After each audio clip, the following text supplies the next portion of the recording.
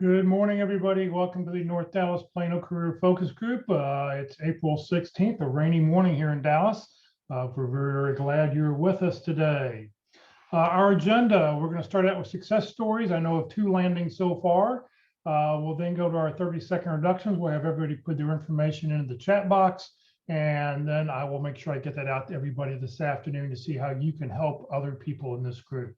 We'll then go to our committee reports, workshop, job fairs, the pit crew, the interview success workshop. We'll then hear from the career tip of the week, and then we will have our main event, our speaker coming up at the top of the hour. For those people on Zoom, we ask that you please make sure that your full name is in the chat box and or in the participant box. So if you can, hover over the little camera speaker, and then please rename yourself. So there's a Dan, there's an EM. If you don't have your full name, there's a Carolyn. If you don't have your full name in there, please go ahead and edit your name. And then underneath there, you see that little checkbox, remember my name for future meetings. So once you do that, you won't have to do that in the future. It'll make things easier. And that way it makes it better for everybody else who's online to be able to see who else is there also. For those on Zoom, if you have questions, please just open up the chat box and put your questions when our speaker comes up. For those on Facebook, please just enter your question into the comment field. I am monitoring that feed online, and I'll be sure to get those questions answered as they come up. Please note this event is being recorded and is currently live on Facebook. The recording will be on the Career DFW Facebook page and on the Career USA YouTube channel for others to view in the future. By participating in this event, and if you post a comment in the chat box, you have your microphone or camera on, you give consent for your name, comment, and picture to appear. Well, good morning, everybody. My name is Jeff Morris. I've been facilitating this group since 2007. The group's actually been around since the late 1990s. I took it over in 2007 when the guy who was leading the group got a job and said, who wanted to take over? I think I scratched my face. He said, okay, Jeff, you're it. So always sit on your hands whenever there's a question asked about volunteering. So I've been leading the group ever since that time. In 2008, I started careerdfw.org, a website for the people here in the Dallas-Fort Worth area to help them in their job search by trying to put everything you need to know in one place for a job search. In 2012, after being invited to go to the White House and finding out that there really wasn't another website anywhere else in the country like Career DFW, I decided to go ahead and launch careerusa.org to help people outside the Dallas-Fort Worth area. I have written a book called What I've Learned About Your Job Search That You May Not Know. It's available on Amazon. And since 2017, I've been a member of the practice interview team, the pit crew, and you'll hear more about the pit crew in just a couple of minutes. Well, we like to start the meeting off with success stories. I know of 2 landings. So Tom, would you like to unmute your mic and tell us about your story?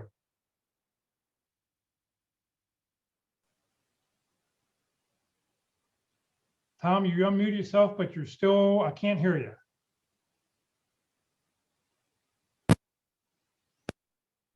I've had a problem with my earphones. Is that there working? we go. Am I okay now, Jeff? Yep, we can hear you. Now I lost my speaker.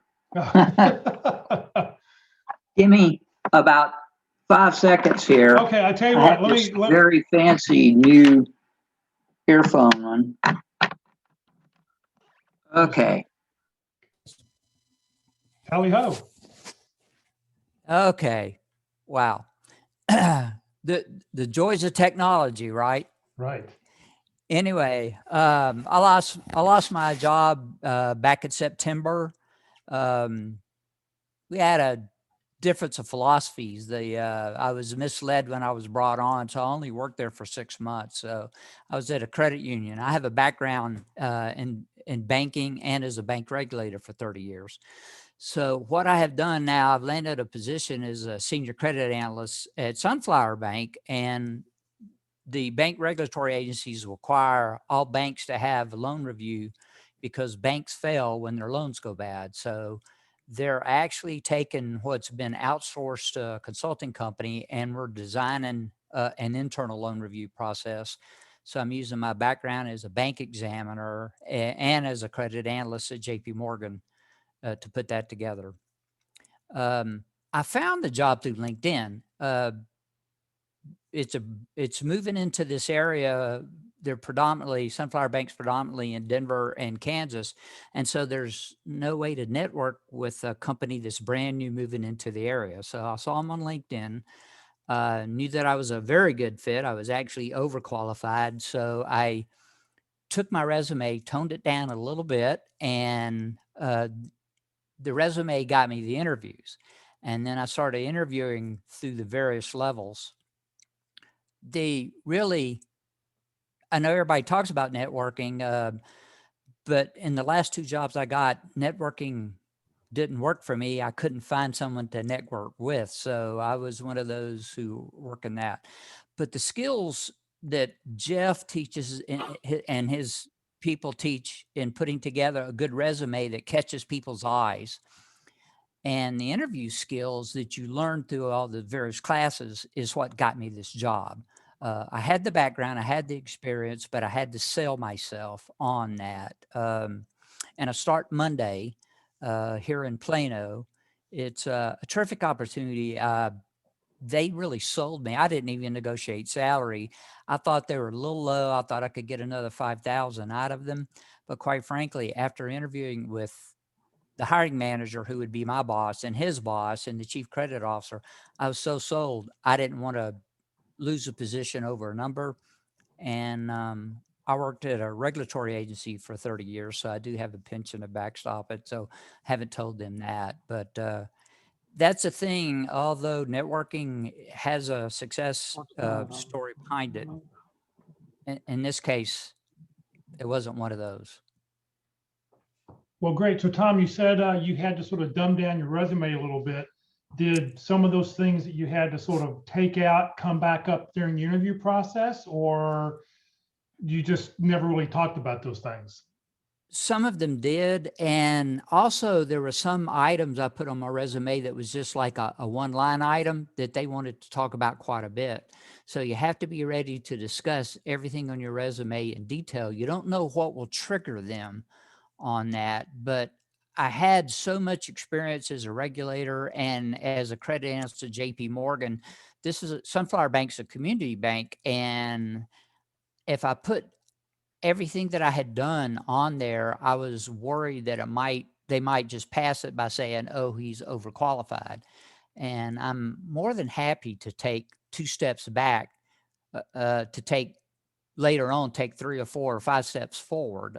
Coming in at the credit analyst as a senior credit analyst and being able to design a loan review process this bank will have forever. Because when banks get big, they have their own internal loan review. They don't outsource it. So to be able to design this, because as a bank examiner, I saw internal loan review many, many times. It's a great opportunity. Plus, I'll be working here in Plano. My boss will be in Quincy, Illinois, and his boss is in Chicago. So it's kind of like working remotely, except that I don't work well at home. I have people here. I have distractions. I like the office. And they allowed me to do that. So it's right over on the tollway in Plano. I live in Allen. It was a great fit. So I never even considered negotiating salary. Well, great. Well, congratulations, Tom. You make number 43 out of this group for the year. So congratulations, and hopefully we'll never see you again. But if you need to, we'll be here for you. Okay, and because the bank is growing, I will take Jeff's email of who's looking for positions. And when I see opportunities at Sunflower Bank, once I become an insider, I'll reach out to you guys to network with you to see if I can get more of you in there, because the bank's growing. So they'll be hiring. Well, Tom, thank you very, very much. Congratulations.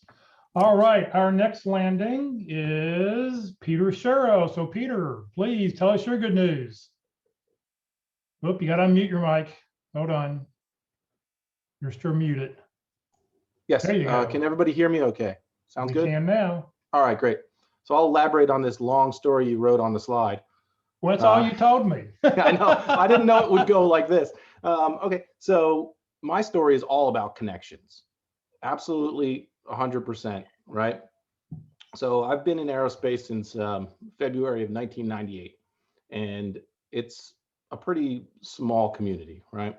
Once you start looking at how many actual defense contractors and airlines there are. So everything is really done with networking. It's also a very conservative industry, right?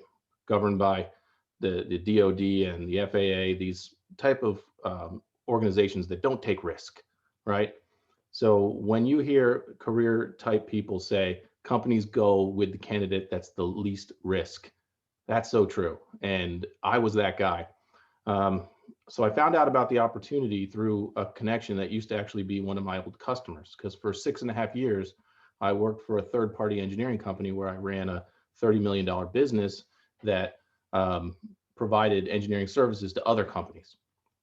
So this gentleman worked at a different aerospace company in the area and moved to Collins about 1.5 years ago. So he was my man on the inside. But even with him, it took a long time because it's also a slow industry. So I posted for the job in early November, and I start Monday. And that's pretty typical. I went through 6 interviews, and another trick that I used that I learned not through this group but a different group was something called Crystal Knows, KNOWS. I don't know if anyone has heard of it, but it's an artificial intelligence web-based service that lets you analyze people's LinkedIn profiles and tells you about their personality. So there were 6 individuals I interviewed with, including the VP of the division, finally at the end. And I ran them through the Crystal Knows and got insight into them. And it was all very accurate. And it really helped me connect with them because I saw, this person, this is the way they behave. It even gave you little details about how you should write to them, how you should talk to them, how you should ask them to hire you. And it was really, really helpful. But I had an instant connection with the first person I interviewed with, because we had a really similar background, right? We had both gone to engineering school, then worked a long time in one of the, now this company is a part of Raytheon Technologies, which recently merged with United Technologies. So if you're not really an aero, maybe this doesn't mean anything to you, but for the first 13 years of my career, I worked for United Technologies. So I'm basically going home, right? My 13 years go back on my record, and there was a little 10-year span in between, and everyone talks about you can't go somewhere and then retire there, but maybe I will now, right? So it's a good story. It's a good job. I wouldn't say that it's a big stretch, right? Because they're looking for something safe. And I've been down this road before. I've done these type of things. But I know their company, I know their business. I was trained for 13 years through UTC. They use the same operating system. So all of these things started coming to light, right? I fit in the culture. I know their processes.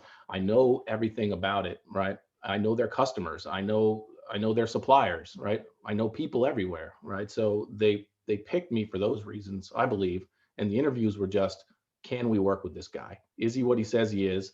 And are we gonna, I don't want to say like him because you're not there to make friends, but are we going to be able to work with him? And I proved that. I proved that to them. I spent my time proving that to them rather than, that, I know, I know how to run metrics on a program, because I think they're past that, right? They think they looked through the resume and said, yeah, this guy, they'll have no problem, with something like EVMS, right?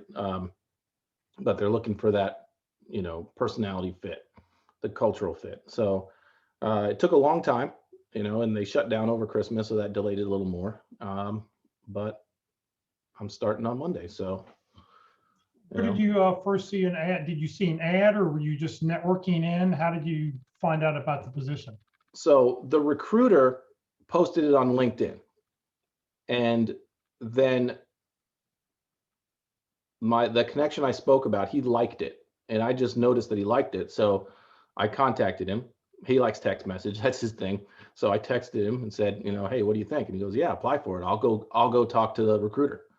But I don't believe that my resume would have ever made it through the regular front door if he didn't go and just stick it on his desk, right?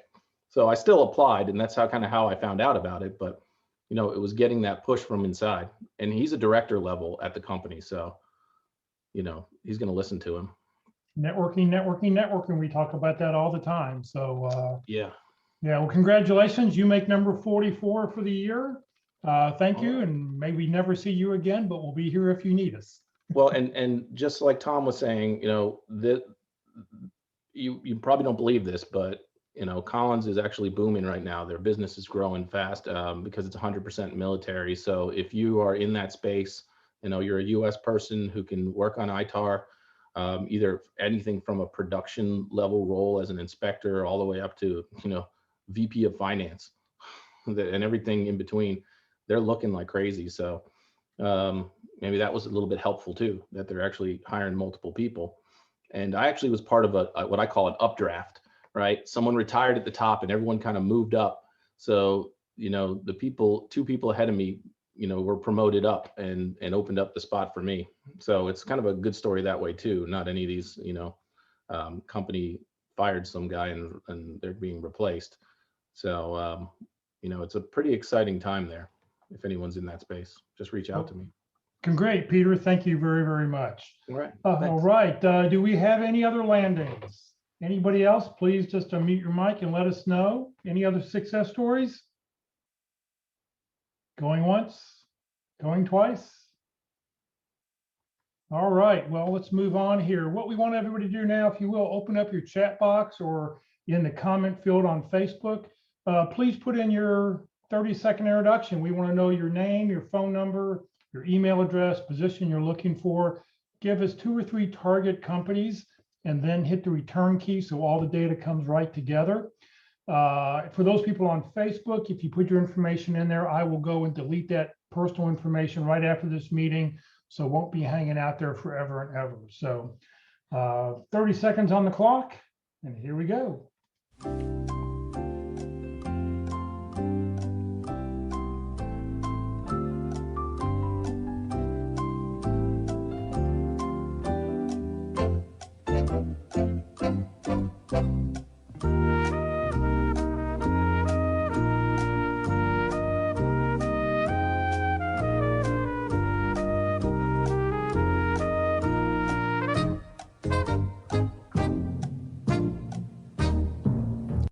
All righty, for those doing it, just keep on putting it in here, and we're going to go ahead and move ahead here. Good morning, Eldon. Good morning, Jeff. I'm sorry to take so long to get unmuted there. I'm kind of fumble-fingered this morning. Good morning, everybody. Happy Friday, even though it's raining. It's a delightful day. As Jeff said, my name is Eldon Zarinsky, and I'm responsible for providing you with information about career and job fairs and special workshops or events.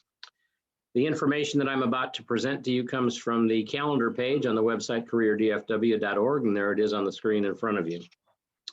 I go through these items fairly quickly, so if you hear something that's of interest to you, I urge you to go to that item on the calendar, click on it, and you usually find a link that'll have more information about that event and or the ability to register for it or connect on Zoom or Facebook.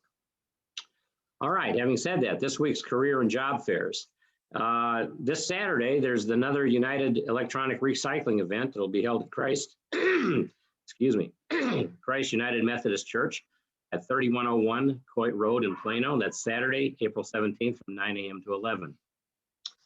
And also next week, virtual career fair sponsored by One Community Church. There's a link to register for that event. It's Saturday, April 24th from 8:30 a.m. to 4:30 p.m. All right, this week's special workshops. Online, Networking Mondays. Join Career DFW and CareerUSA.org each Monday from 1 to 2:15 p.m. Central for Networking Mondays. They have a different speaker each week talking about networking. That'll be Monday, April 19th, again from 1 p.m. to 2:15 p.m. Also on Monday, April 19th from 6 p.m. to 8 p.m., People Skills, Interviewing. It's Your Audition, a virtual meeting presented by Water Tower Theater at 15650 Addison Road in Texas. And this week's topic is adaptability, learning from missteps And again, that is on Monday, April 19th from 6 to 8. Also online, LinkedIn Tuesdays. Join Locke Alderson or Terry Sullivan or Ruth Lipsky or Kurt Vondemutter each week for an online session about LinkedIn. And each one of those presenters approaches LinkedIn from a little bit different angle. That's Tuesday, April 20th from 1 p.m. to 2:30 p.m. Also online, the CSN Recruiter Roundup. It'll be held Tuesday, April 20th from 6:45 p.m. to 8:45 p.m. There's a Zoom link for that. And there are several very well-known local recruiters from our area that are running this virtual roundup. And again, it's on Zoom. And it'll be Tuesday, April 20th, again from 6:45 to 8:45. The Who You Know Career Transition Summit will be held Wednesday, April 21st from 9 a.m. to 11 a.m. There's a registration link for that. This is hosted by Foster Williams, and if you don't know Foster Williams, I urge you to get to know Foster Williams. Interviewing Wednesdays at 1 p.m. online, Wednesday, April 21st from 1 p.m. to 2:30 p.m. This usually is a 13-part workshop that's put on by Mark McDonald, who's the leader of our pit crew, and Walt Glass, who leads the Interview Success Workshop. Their regular sessions will resume May 5th, but for the month of April, they have guest speakers on interviewing. This week's guest speaker is Paul Walsh, and he'll be talking about behavioral interviewing. And again, that's Wednesday, April 21st from 1 p.m. to 2:30 p.m. There is a Zoom link on the calendar and a Facebook link to participate in that. Resume Thursdays online sessions with Carol Brickell will be held Thursday, April 22nd from 1 p.m. to 2 p.m. And there is, again, a Zoom link and a Facebook link for you to participate in that. And that's it for this week. Eldon, thank you very, very much. All righty, let's see here. For anybody, if you know somebody who just lost their job, please let them know about CareerDFW and CareerUSA.org. Right on the very front page, I've got a little thing under a banner right at the very middle of the page that says, I just lost my job. What do I do now? There's a great one-page article with some great handouts, some checklists of things you should do first, second, third, fourth. So go through, check it out. It may be very helpful for anybody you know who's unemployed, and let them know about the Zoom and all the programming that we're putting on. It's all free. It's all available for anybody out there. All right, good morning, Mark. It's time to hear about the practice interview team. All right, thank you very much, Jeff. And I'm going to post up my contact information, which includes how to reach me on the pit crew and also my LinkedIn profile. So the pit crew's been very busy this week. We've already done 5 interviews, and so I'm starting to schedule for next week. And I was just looking at my email, and I think I've already got 2 requests, but 5 or even 6 interviews is not beyond the pit crew. So there's plenty of room if you're ready to practice to send in your information. So the way that works is you pick out a job description that looks good for you, good to you. It doesn't have to be something that you're already engaged in. It might just be your dream job. But the pit crew, that's what we work with to customize and personalize your practice interview. It's about 45 minutes long. There's 3 interviewers, so it's a panel interview. It's recorded on Zoom, and you can get a copy of that recording, and it's absolutely free. So we try to give you a very safe and supportive environment. You will likely make a few mistakes. We, every now and then we have a candidate who's really well prepared, but we can still find a few things to add polish to. So that's what we're about. And we want you to practice as often as you can, really, because in our tagline is practice early and practice often, because every time you practice, you are going to get better at the fundamentals. And we really want you to get to the point where all the fundamentals are covered and you can focus on building rapport, building a relationship with the interviewer, showing enthusiasm, some of the second level things that are going to get you chosen in the end when it's just down to a few candidates. So you send that information to dallaspitcrew@gmail.com. It takes a couple of days to get everybody's schedules lined up. So that's the expectation. If you send it in the day, I would be scheduling it for Monday or Tuesday. If you send it in on Monday, though, it's going to be, likely Wednesday or Thursday. So that's how the pit crew works. I also encourage you to link in with me, and here comes my LinkedIn profile. It's also in the chat window. And so all you have to do is send me a note and say, I saw you on the North Dallas Career Focus Group, and I'll add you to my network.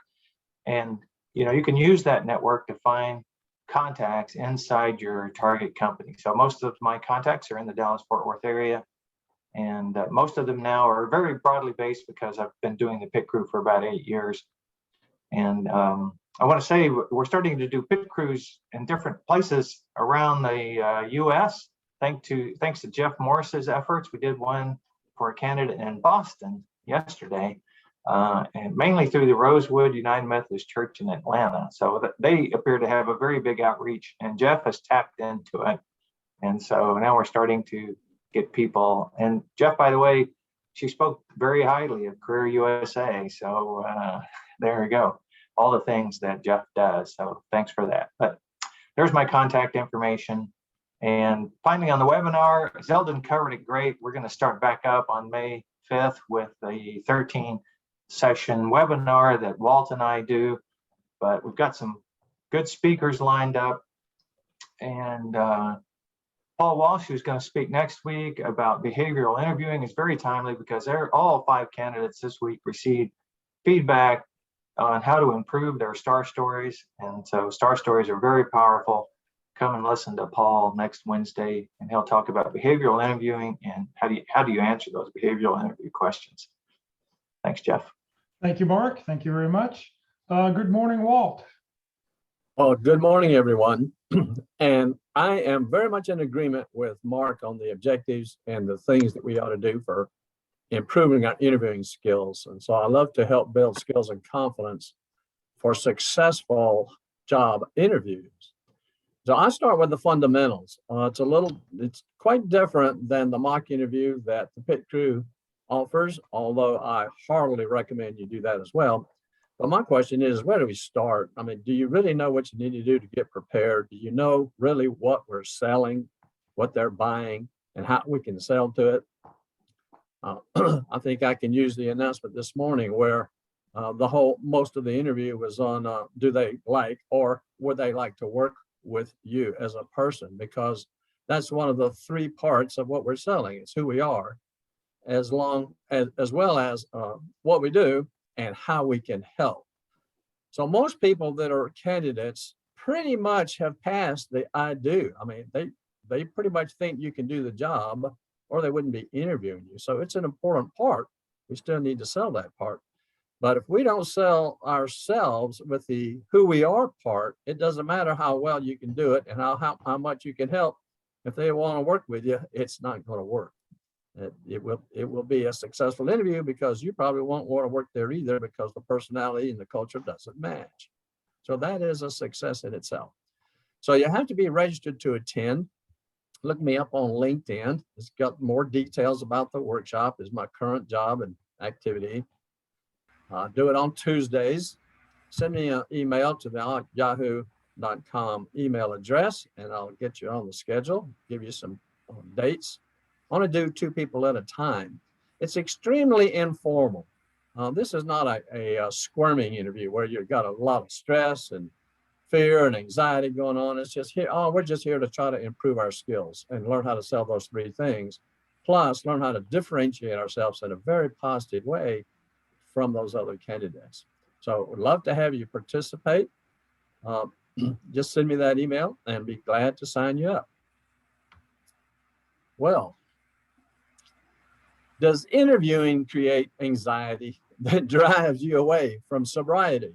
Then remove heartburn. Come practice and learn how to rejoin the employed society. Thank you very much, Walt. Thank you, thank you, thank you. Whoops, let's see here. Ooh, going too fast on my buttons here. Good morning, Karen. Time for the career tip of the week.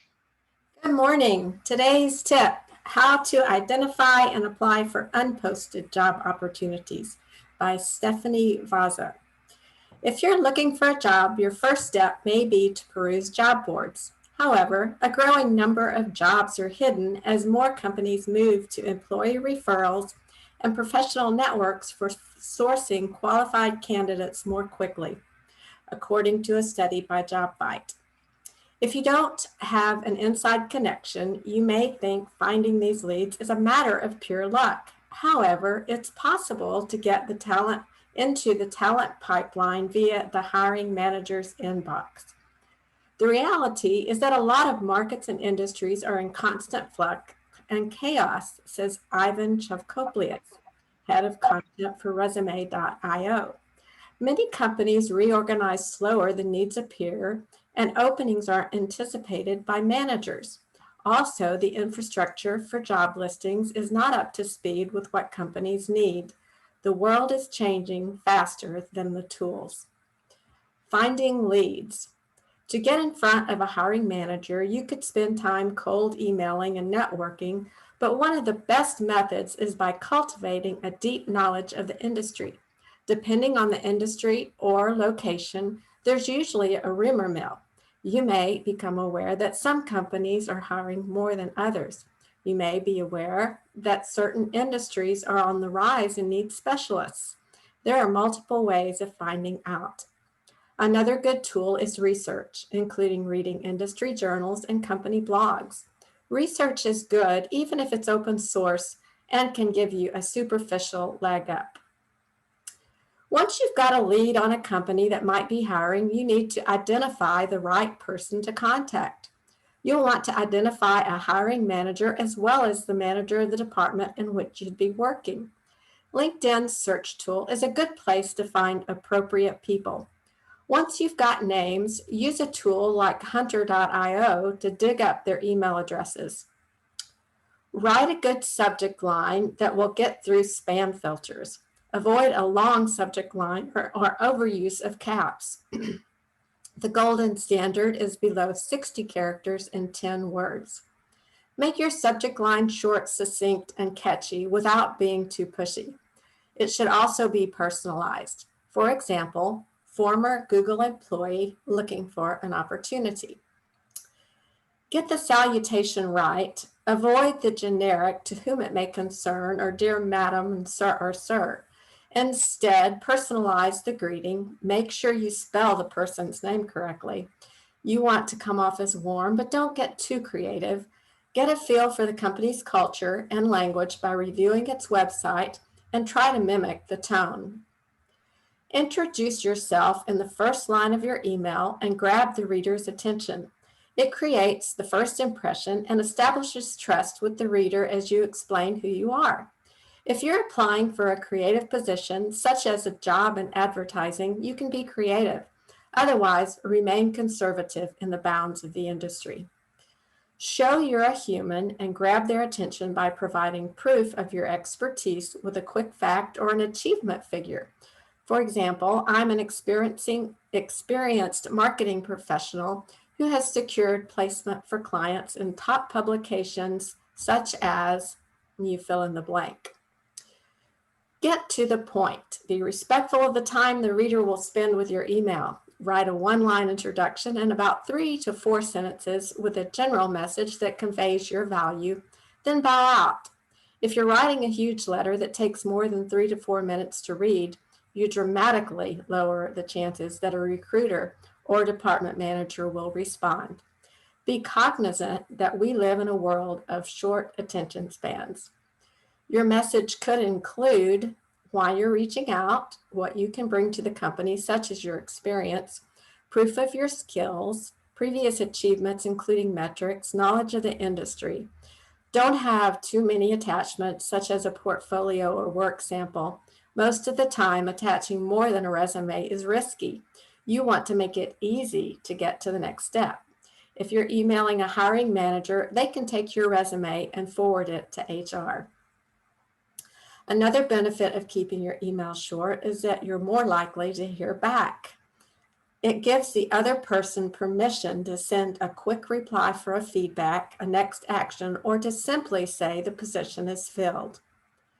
Close with a question. Similar to email marketing, close your email with the next step open-ended. For example, would you be open to a phone call to discuss possible openings within your company? You don't want the person receiving it to feel like the dialogue is closed, and don't be presumptuous or arrogant. Ask if they have time to talk about possible job openings. It should be engagement more than a statement. A statement puts a job or pause on the dialogue. Finally, sign off right. Unless you're in a creative industry, it's best to use a safe and traditional sign-off such as best regards or sincerely. They're cliche to an extent, but it's best to end safe because you've already taken a risk by sending the email. Karen, thank you very, very much. That's the career tip of the week. It's new every week on Career DFW and careerusa.org. Every Saturday afternoon, there'll be a new tip, so please check it out. All right, well, here with just a couple minutes here, I know we're running a couple minutes late here. We'll hear about Is Consulting Right for You with Cat Breet. She's with us and she'll be here in just a second. I just want to talk about upcoming sessions. Next Friday, Life Lessons with Steve Zipkoff. Some of you have heard Steve before. He's very funny, he's humorous. He'd rather be in person, but last year when we did this, this was the first Zoom call he had to do with anybody. So hopefully over the last year, he's gotten a little bit better, but more comfortable on Zoom. But yeah, so he'll be with us talking about life lessons. He's been hired, fired, laid off, upsized, downsized, right-sized. He actually invented the dollar menu and 3 months later got fired because of it. So just think about how many times you've seen the dollar menu on different places. On the 30th, April 30th, we're going to hear about Strength Finders and Core Clarity from PJ Dunn. He's an excellent teacher about how to use Strength Finders and talking about Core Clarity and how it fits in a group setting. And then on the first Friday in May, we will have open forum as we do the first Friday of each month. Just a quickie little reminder, Career DFW and the North Dallas Plano Career Focus Group are two separate organizations. Career DFW is a 501c3 nonprofit I started back in 2008. The North Dallas Plano Career Focus Group has been around since the late 1990s. It's been led by several different people. It's just a bunch of great people who used to be able to get together on Friday afternoons, on Friday mornings. Now they meet via Zoom. Hopefully, maybe after Labor Day, we can start getting back together again in person and online. We will continue to go online even when we do go back in person. There are two different organizations. The only common thread is that I happen to lead both. You're not going to get Career DFW out of my hands, but if you want to overthrow me here and take over the Friday group, just let me know. All right, it's time to hear from our speaker. Our speaker is an author, speaker, and online course creator for job search and how to become a highly paid consultant. She's got 23 years of insider secrets packed into truth that's easy and actionable lessons. This isn't her first rodeo. The gig economy isn't new at all. Cat hired and placed her first consultant at MoneyGram International way back in 1997. Since then, she's been working in recruiting, sales, leadership, consulting positions for 3 global consulting firms. She's sold consulting services to some of the biggest brands on the planet in the advertising, agriculture, consumer packaging, finance, healthcare, marketing, medical devices, retail, and technology industries. She's hired and coached thousands of freelancers and consulted all over the world. In other words, she knows what she's talking about. I remember I met Kat the first time 6 or 7 years ago when she came down to Dallas. And the one thing I took away from, I saw her talk 3 or 4 times that week. The one thing I remember taking away from her talk is never apply for a job online. And I continue to tell that to people all the time. You want to network your way in. So Kat, thank you very much for being with us today. She's going to talk about consulting and it's all yours. Absolutely. Well, Jeff and crew, pit crew and everyone else, thank you so much for having me.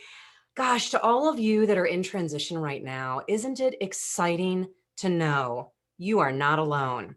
There is an army of people out there. I mean, just listen to all of these opportunities. It's just a joy to reconnect with Jeff. I first met Foster Williams during the Great Recession. I started a job club up here in Minnesota, connected with Foster, who introduced me to Jeff. So anyway, so happy that you're all here. Please remember you're not alone. And please take advantage of all these incredible programs. The lineup of experts who've made it through, who have hired on the other side is tremendous. So, but Today, I came to talk with you about freelancing, consulting, fractional work, the gig economy. There's a lot of noise out there. It's a really tremendous way to make a living if you know what you're doing. But I think, so much information flying at you. Before I dive into consulting and is it right for you, the good, the bad, the ugly, I've got a question. Show of hands, how many of you have a kid in their 20s that really hasn't figured it out yet? And they're either on your couch or they're just bouncing around on a bunch of jobs and you're starting to get worried about them. Anybody? Any hands going up? Do you have friends with kids like that? No? Well, there are a lot of them out there, the 20s, right? And I once was one of those kids. And so let's see if I can share my screen with you here. Yes, I can. All right. So this was me, 24 years old. I had a degree in sociology, and after college, I wanted to see the world, and I was actually having a blast. I had been a counselor in California, a bartender in Alaska, a tour guide in Alaska. Oh, I slung drinks in Seattle. Oh, and then at 24, I was a flight attendant trying to travel the world. I was having a grand old time. My father, on the other hand, was not so excited about what was going on with me. And he was starting to get very concerned because I was struggling to pay my rent, pay my college loans, and feed myself. And he had no intention of paying for any of those things. So he had been pressuring me to get a so-called real job. So I did. I found myself a full-time salaried job as a recruiter at a global consulting firm. And I was over the moon. I just thought the people that I was working with were successful. They were driving BMWs and fancy suits. They were having fun. And my job as a recruiter was to help people find their dream job. What was there not to be excited about? Oh, and by the way, salary, commissions, full healthcare benefits. So I called my dear old dad. Remember, 24 years old, failure to launch, and I finally could call him and say, Daddy, you can sleep at night. I got a real job. It's making, my base salary is $6,000 more, healthcare, blah, blah, blah, blah, blah. And my dad said, oh, well, what's the job and where are you working? And I said, global consulting firm as a recruiter. And my dad said, oh no. That was not what I was expecting to hear from him. Not at all. And after the initial shock, I said, what do you mean, oh no? And he said, well, consultants are a bunch of overpaid, arrogant people who don't know what they're doing. Why did you take that job? I was devastated. In an instant, my father had taken me from all of this excitement about my new career and recruiting and given me really scared me about what had I gotten myself into. Now, in my dad's defense, he had only had one experience with a consulting firm, and it was a really bad one. He was managing editor at a national union. He put out a monthly magazine, and the CEO played golf with a dude at an IT consulting firm who sold him new software for putting the magazine out. And they did not consult with my dad, the managing editor. I mean, I'm crazy, right? But it happens. So the CEO bought it, said to my dad, I'm giving you this incredible new tool to put out the magazine faster, better, cheaper. And it was a disaster. I was 24 years old. This was my first office job. I couldn't really comprehend what my dad was telling me, but it only took me about 3 months in that chair as a recruiter for this consulting firm to start to see the dark and scary side of consulting. You see, yes, consulting can be a fabulous way to make a living. I'm still in the industry 23 years later. If you do it right, and if you've got the stomach for it, you can get more freedom, money, and fun than you ever dreamed possible. But A, it isn't for everybody. And B, what you don't know can really hurt you. For example, just because you're working for a consulting firm that's been in the business 30 years doesn't mean that they're doing the quality control in terms of vetting the opportunities and hiring the right people and doing a really good job on the match. And so sometimes consultants get out there and they interview really well and they get the project and it's nothing like what they thought they'd signed up for. So I'm going to be really honest with you guys today. I got in that industry. I almost quit 3 times that first year because I was just so overwhelmed by all the moving parts and all of the things that were completely out of my control as a recruiter and then a salesperson when you're putting people into companies. And so I was overwhelmed by all of the things I couldn't control. But the good news for you is that I didn't quit. And 23 years later, I have figured out where all the bodies are buried and how to mitigate the risks and what you can do to get your eyes wide open, know what you're getting into, ask the right questions during the hiring process so you know what you're getting into. You can decide, is this the right opportunity for me? And to make sure that you get paid properly. That's another thing. Sometimes staffing firms, you guys, they're interested in making money and filling jobs. And sometimes they can squeeze you on your rate way beyond where they should. So I'm here. I'm excited to tell you the good, because there's a lot of good in the consulting industry, the tricky, and the areas where you can get into some hot water.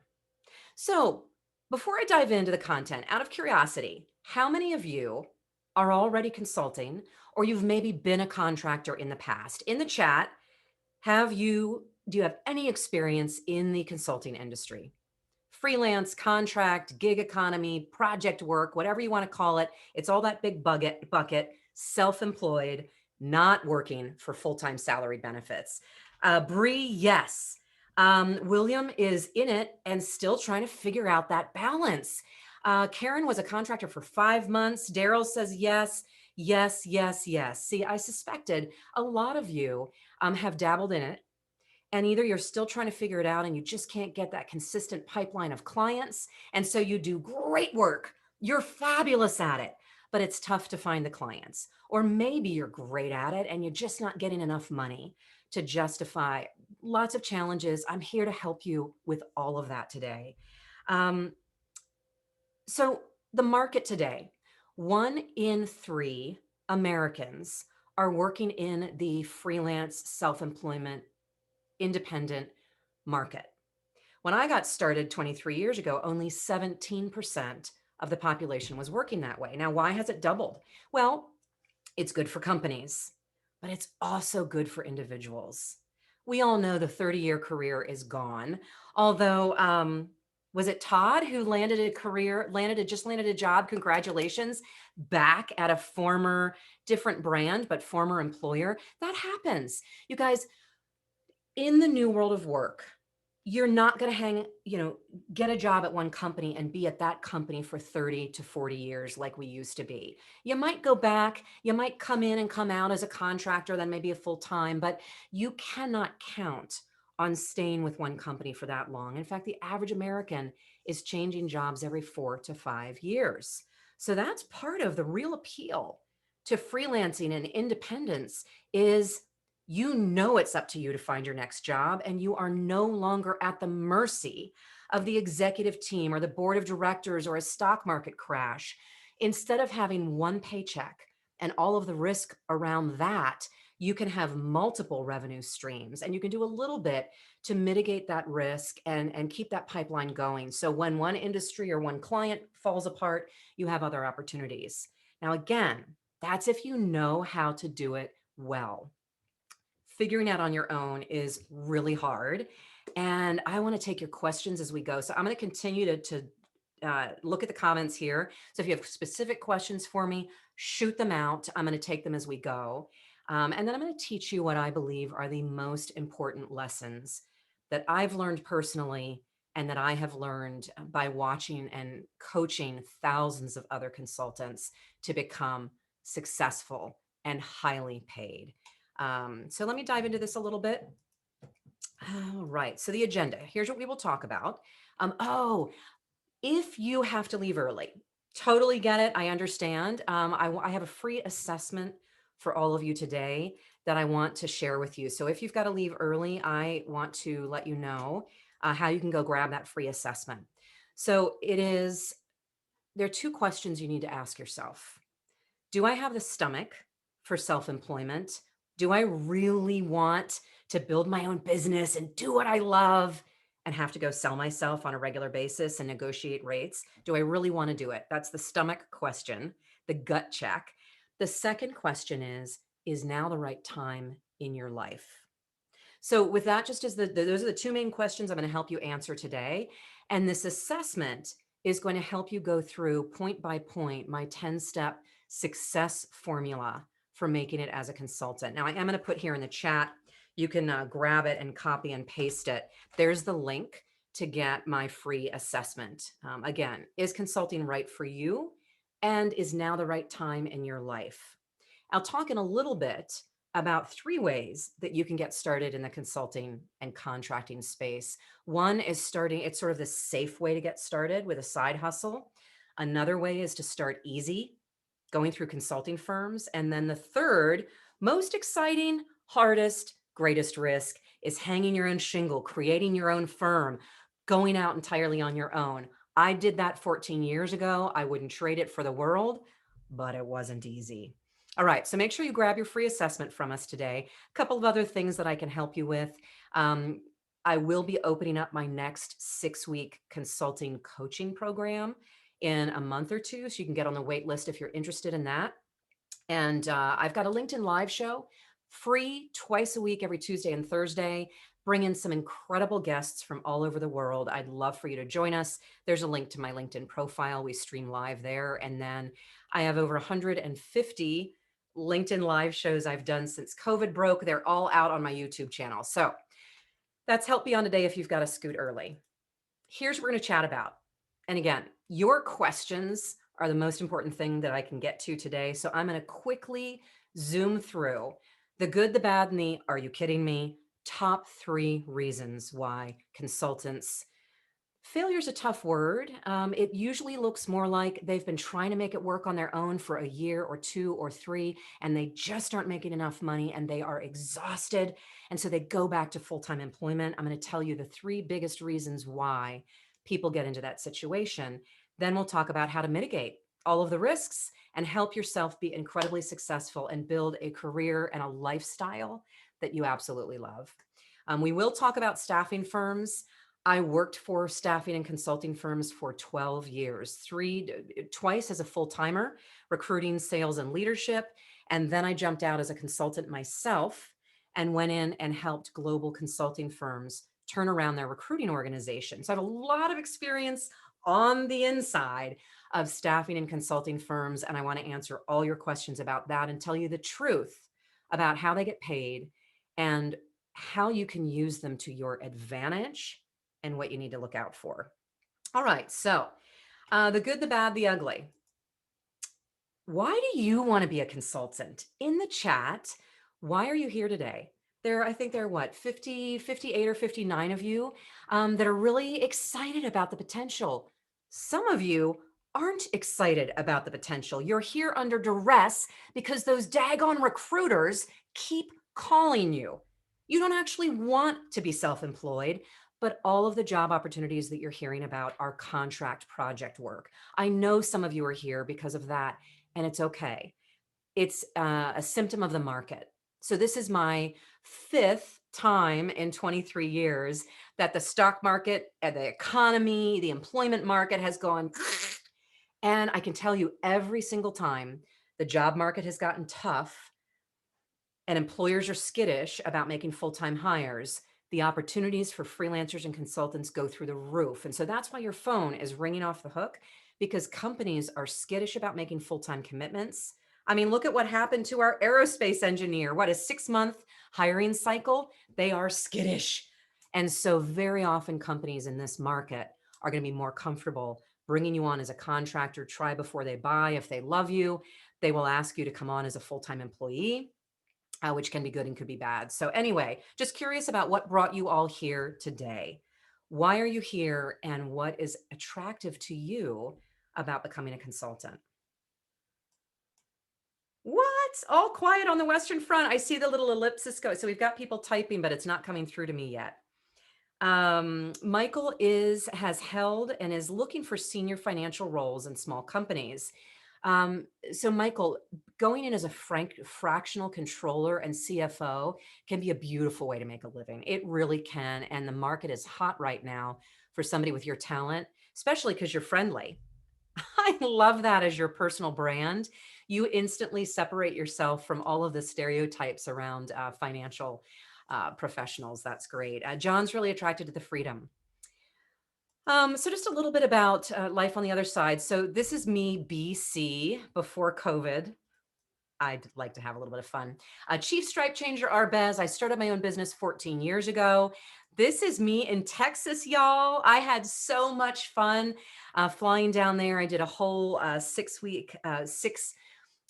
I did 6 speaking events all over the Dallas-Fort Worth area. Jeff was nice enough to host me at a career fair and some of his groups. And anyway, had a blast. So before COVID, that was me. There I am. I'm living debt. Listen, starting my own business has been incredibly good for me. I have a ton of fun. I love it. I do what I want when I want. I do what I love for a living. I've been able to pay off all my debt, buy a cabin on a lake, debt free. I mean, it's been incredible. And I'm able to go there whenever I want. That's me with my kids, my mother-in-law, my husband. I took 3 vacations in 2019. One of them was for 3 weeks in China. It was incredible, top to bottom. I know. This is all pre-COVID, you guys. I had 2 paid speaking gigs while I was there. I had an absolute blast. So that was all before COVID. But it hasn't all been a bed of roses. And I am here to be really honest with you about the dark side, the challenges, not only that I've come up against, but that I am helping consultants navigate every single day. It isn't easy. It isn't for the faint of heart. So let me talk a little bit with you about the good, the bad, the ugly.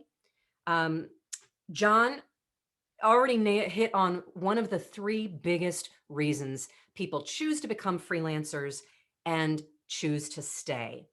More money per hour, especially once you've been at it a while and you've been able to take your best practices and turn them into repeatable processes. What used to take you 40 hours to get done, you can go into a new client and get it done in 10 hours and charge even more money because you're even better at it and you've built a reputation around it. So again, once you get it figured out and you get in the groove, you can be making a lot more money per hour for your time, which gives you the freedom to pick and choose the kind of work you want to do, who you want to work with, when you want to go off on 3-week vacations, apology-free, guilt-free, and fun. So money. By the way, when I started my own business 14 years ago and I called my dad and I said, Daddy, guess what? I started my own business. What you doing? Well, I started a search firm, but I got a consulting opportunity. I was focused on search, but an old buddy called me. Can you please help me turn around my recruiting organization? I took the job at $150 an hour, Daddy. That's $300,000 a year. You know what my dad said? See, I told you consultants are overpaid. So anyway, yes, it can be lucrative and it can be fun. It's not just me who's been doing well out there consulting. One other thing before I give you a couple of success stories, I do want to also tell you one of the fun and career building reasons why consulting is great is that you can pick up a lot more experience with different brands, different industries. And this is just a snapshot of some of the companies that I've been able to do work for as a solopreneur. So, you can increase your marketability done right. If you take some time to step back and figure out what do you want to sell to whom, what should you be charging? What's your sales pitch? Why should they buy from you? You can have the kind of experience that Terry did. Terry was a very successful supply chain manufacturing leader, and she wanted to become become a consultant, start her own business. And instead of trying to figure it out on her own, she went through our coaching program and really did the work. I said, Terry, you can pick up a project right now today. The problem is, if you haven't first figured out what do you want to sell to whom, why do you want to do it, how much should you be charging, you might wake up 5 years from now underpaid, miserable, and hating it. So please take a step back and I'll take you through this step by step. She did it. And you know what she did? Her very first year out as her own business owner, she tripled her income. And she popped me this note and said, unbelievable. I am drowning in highly paid work. Good problem. Business shot off like a rocket. So that's good. Now, Julian came to us for help. He joined our coaching program. He'd been out there as a consultant, like I think Michael's been out there for a few years, frustrated. His clients loved him. He absolutely loved the freedom and the flexibility of being a consultant, but he was having trouble with the repeatable business. He had too much gap between he'd win a project, he'd get out there and give it his all, and he'd forget about sales and marketing and networking, and he'd go 2, 3, 4 months between projects, which was hurting him financially, emotionally, the whole 9 yards. So 9 years making it as a consultant, but not sleeping very well. Came through our program, and he was able to raise all of his rates and fill in those gaps. And he now has consistent pipeline of business, and he's turning business away. Eric, mid-20s. So a big misnomer that people have is that you can only do this if you've got gray in your hair. And that's just simply not the case. So there are two folks here. So there's Eric, who jumped out as a consultant at 27 and doubled his income. And then there's Stephen, his dad. I love working with parents and their kids. His dad came to work with us 12 years ago, and he flies all over the world as a consultant. So there are lots of other great reasons. I've talked about how quickly companies are cutting people. Layoffs are now a core business strategy. They are swift and they are painful. So I've got a question for all of you. Did you get 5.5 months notice when you got laid off? To those of you who lost your job through a layoff, did you get 5.5 months notice before your job was over? Anybody? Jason says, ha ha, no. Did anybody get 5 months or more notice? Look at these no's rolling in. I want just one person who had 5 months notice. Well, do you know how long it's taking people in America to find new jobs right now? Over 5 months. So a company should really be giving you 5 months notice, because that's how long it's taking the average American to find a job. But that's just not happening. Here's the reality. In the new world of work, every job is temporary. And I'm just so glad you're here. I don't need to, bog you down with some other sad statistics. Let's get into the stuff you really came for. 3 reasons consultant fails. Consultants fail to really thrive. You tell me. In the chat, what do you think are the 3 biggest reasons that people struggle to succeed as consultants? Anyone? Can't manage themselves. That's that time management, that telling themselves what to do, getting out of bed, doing all the things they need to do to be successful. That is definitely part of it. Leslie, they either aren't getting paid enough, or they flat out aren't getting paid.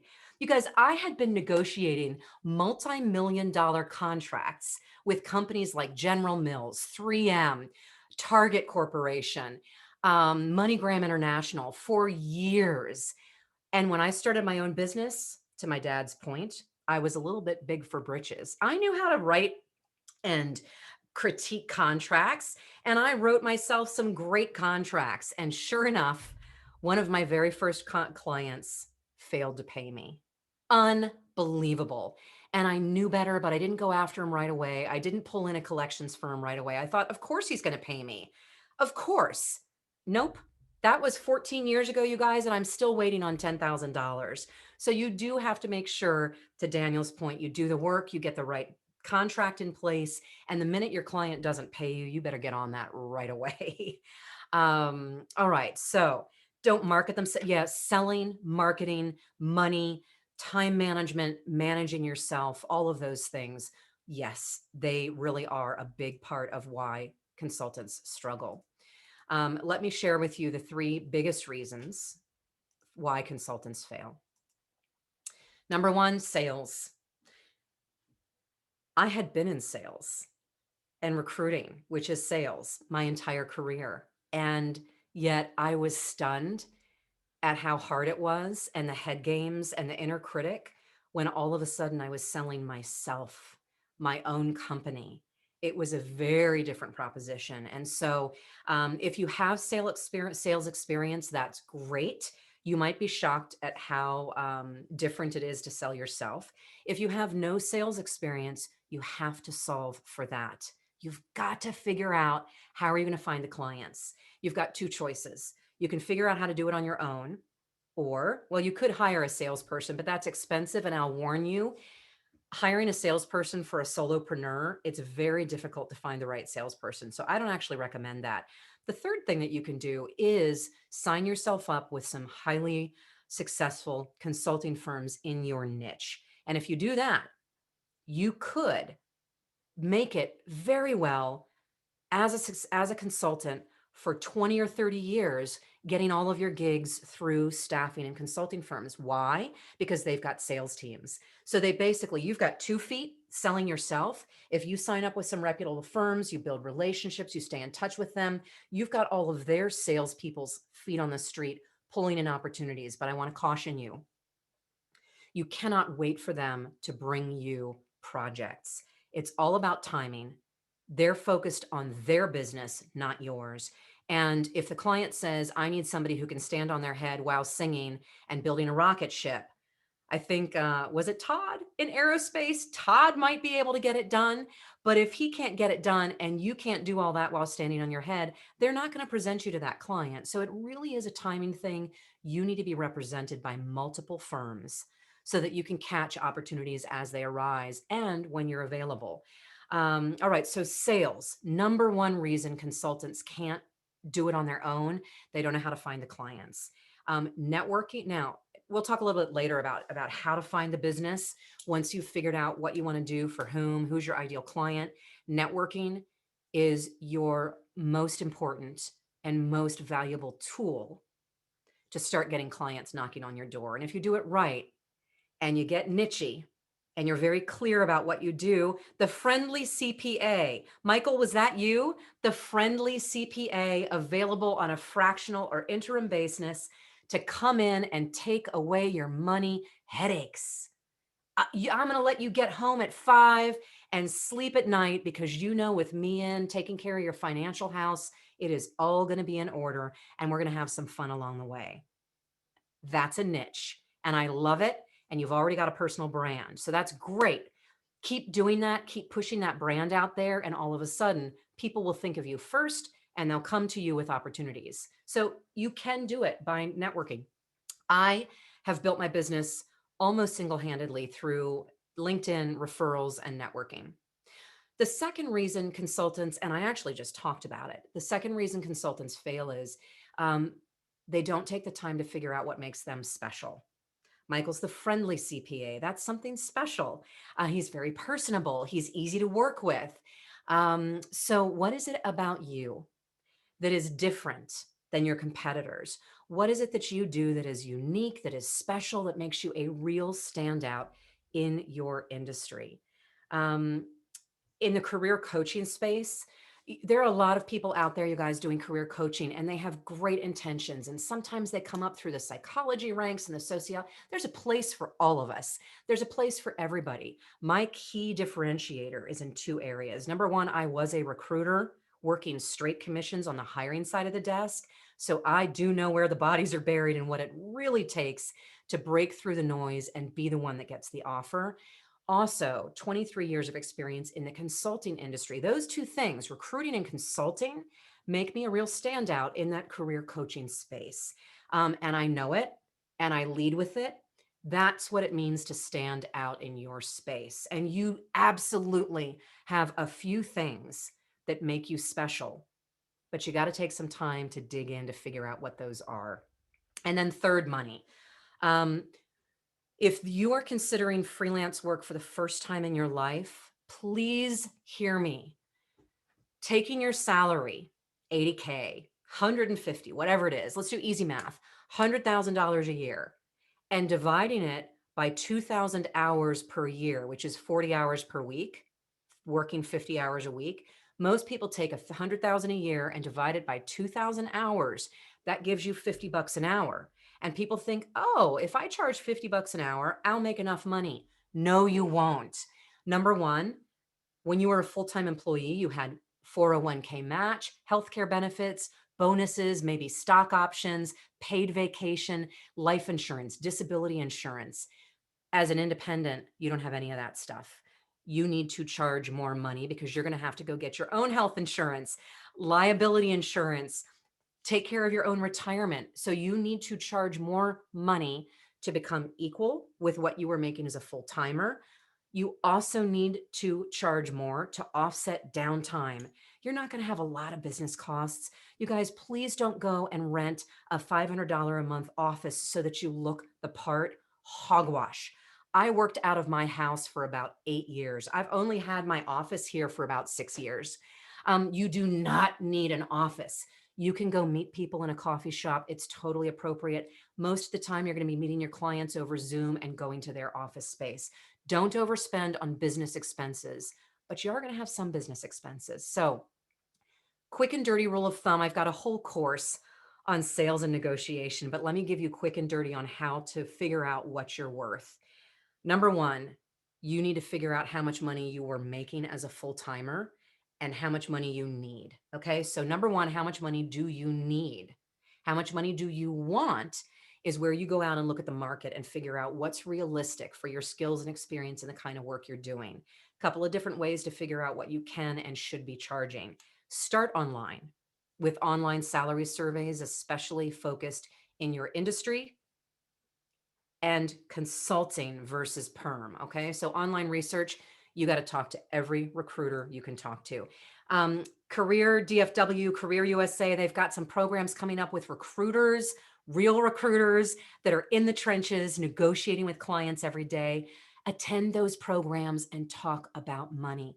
Every time you connect with a recruiter, you've got to ask them, what are they seeing in the market right now for rates, for project fees, for consultants in your area of expertise. You got to talk to real people and talk to hiring managers who are friends of yours, who are in the alumni network. One of the things I love about the DFW space, you guys, Foster, Jeff, they have this incredible network of alumni that have been through their programs that are now full-time executives and hiring managers who will talk to you for 10 minutes and be open and honest with you about what they pay for consultants. So you got to talk to people.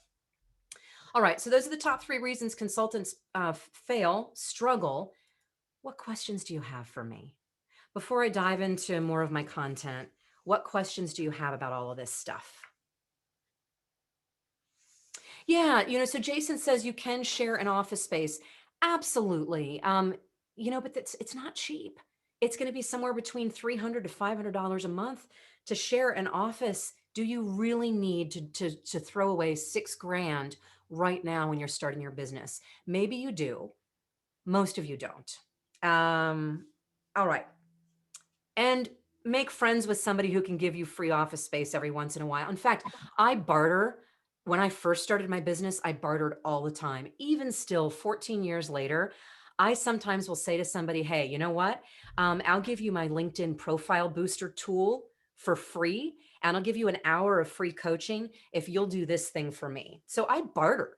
Why not? So you might be able to do something for a business owner who's got an office that you can use periodically. That's a great idea, Jason. I love it. What questions do you have at this point? Okay, what makes a consultant great versus what makes them fail? What's that? What makes a great consultant versus what makes them fail? Oh, such a great question. I will tell you the top things that make fantastic consultants. First of all, they are very clear about what they want to do. The first thing you need to figure out is, what do I love to do? What do I want to do? Because that is that niche. That's your secret sauce. Finding that place between what you're good at and what you really enjoy. That match, that marriage means you're going to be a standout out there in the market because you don't just have the fabulous skills, you also have passion for it, which is going to show up as excitement and energy. When Mark, you had 2 folks talking today about your interview prep class.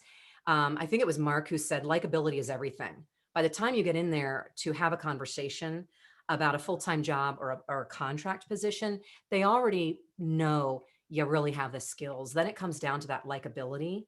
And if you love what you do and you've got real passion around it, that energy is going to come through in everything you do. So first of all, figure out what you want to do, what you love to do, and what you're good at. Second of all, figure out your differentiator. That will make you a standout on the hiring process. Once you get on assignment, I think you probably want to know, once you're on assignment, what makes the difference? There are a lot of things. Great communication skills, asking the hard questions. You've got to be brave enough. One thing you need to understand is that most consultants, most companies are terrible at hiring consultants. They don't know how to interview them. HR won't help them because HR is afraid of co-employment risk. So the IRS basically says to companies, if HR is helping your hiring managers interview and onboard consultants, those aren't consultants, those are full-time employees. So you better start paying them as full-time employees. So because of that, HR says, I'm so sorry, I can't help you with your consulting, hiring, and onboarding. So it's the wild, wild west out there. You've got a bunch of hiring managers that have never been taught how to select consultants, how to launch consultants, how to communicate effectively with them. And I got to tell you, one of my hardest and most important jobs when I was recruiting and selling consultants was managing my clients, pushing them, digging during the hiring process. Listen, I know you said if I bring you an aerospace engineer who's worked, with whatever platform that you're going to hire them, but it ain't that simple. What is it really going to take for a consultant to solve your problem? What is your real problem? And what's it going to take for them to be successful? Are you going to be available to onboard them? Or are you going to throw them to the wolves? So get good at asking and digging during the interviewing cycle to understand what is their real business problem? Why are they going to spend money to bring you in? And it's rarely the first thing that comes out of their mouth. They might say, oh, I need somebody to come in and build a new database for me. That's what comes out of their mouth. Well, why? Why aren't you building it internally? Oh my gosh, you know what? Our lead financial analyst just quit. He built that database and he took all of the intellectual property out the door with him. So we are flying blind. Oh, that's a little different than I need somebody to come in and build a database. What platform did he build it in? What do you use that platform for? What data is in there? All of a sudden, as a consultant, you're making sure that you even have the right skills that they need. They need somebody to come in and figure out where the data is buried. And they're going to need somebody to come in and pull reports for them in the first week or two. Are you strong enough in that tool that the guy that quit built that you can get in there and do that? And the answer is maybe, maybe not. So, so many things we could talk about. First of all, know thyself. Second of all, pick a niche. What do you want to do for whom and why? Third of all, get really good at interviewing your prospective clients. Those interviewing skills, take the interview, the pit crew and the other interview sessions. They are critical for consultants. They are even good interviewing skills are even more critical for consultants than they are for full-timers because you're going to be doing it more often. And the companies expect you to come in and start delivering right away. And you need to hone your interview skills. And then once you're on the client site, you've got to be very committed to managing the client expectations. Make sure your contract is clear about what they want you to do, how they're going to measure your success. Make sure you have weekly status meetings. In the beginning, it should be over the phone, over Zoom, or face-to-face every Friday morning or afternoon. Hey, Susie Q, how was your week? Hey, how was the kids' baseball game on Wednesday? Say, I just want to quickly talk with you about what you asked me to do, what I did this week, what I'm worried about, what I'm planning on doing next week. Is that what you want me to do, or has anything changed? Quick end of week review, critical in the first 30 days. And I always had my consultants continue that weekly status report for the duration of their project, whether it was 3 months or 3 years. After the first 30 to 60 days, it just became a quick email with a one-page report. And the client would send an email back and says, looks great, keep going. Or the client would say, hey, John, item number 3, hate to tell you, the board dumped that project. Forget about that one. Weekly touch points.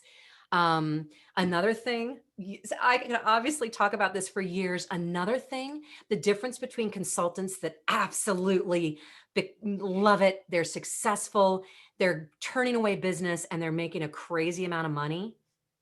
They understand how to navigate the political situation. Let's talk a little bit about risks. This is a great lead into my next section. Keep your questions coming. They are fabulous.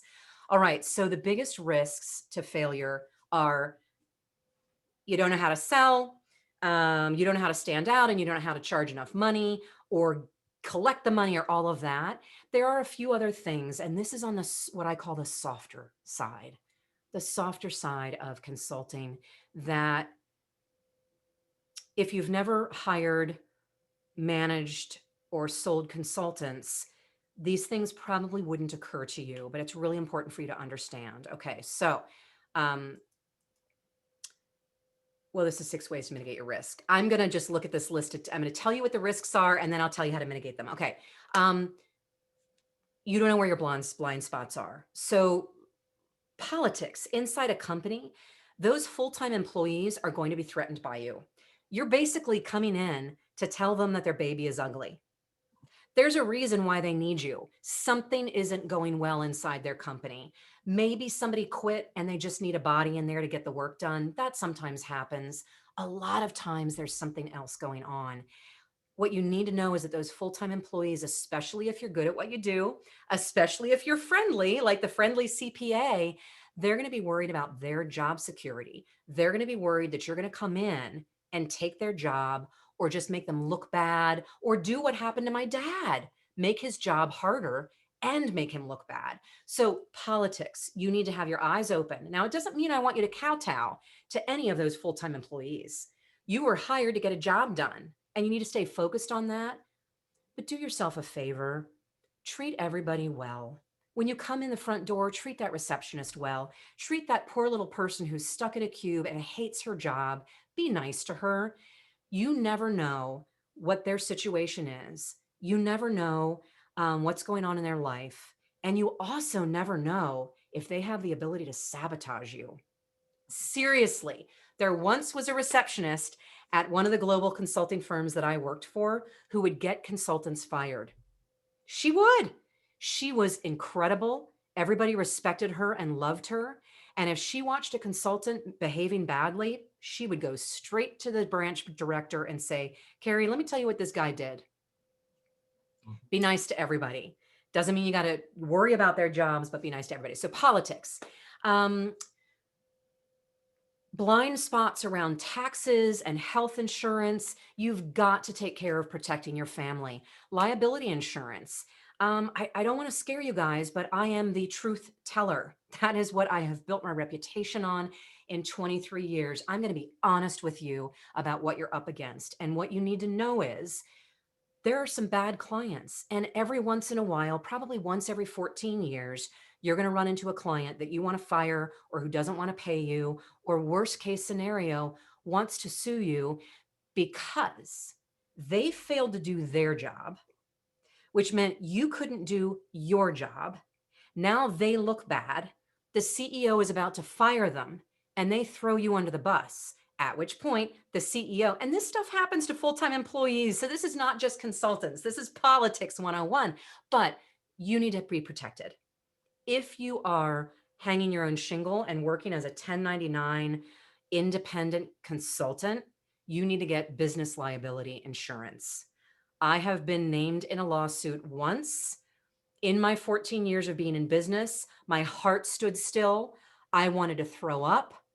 I had a very good contract in place, and I had to call an attorney who had to write a little nasty letter basically saying, Susie Q, you can sue us all you want. You're not going to win. But I had to hire an attorney to help me. So you got to protect your family. Please, even if you're contracting, even if you're working as a W-2 hourly employee through a staffing or consulting firm, please set yourself up with an LLC or some other kind of small business, please, so that you've got a brick wall between your income through your small business and your personal finances. Otherwise, the IRS is going to have a heyday. They're going to come and audit you. It's a headache. You don't want to get involved in that. You need health insurance. If you can only afford catastrophic, and by that I mean like a $5,000 deductible, if that's all you can afford, that's okay. You cannot go without health insurance.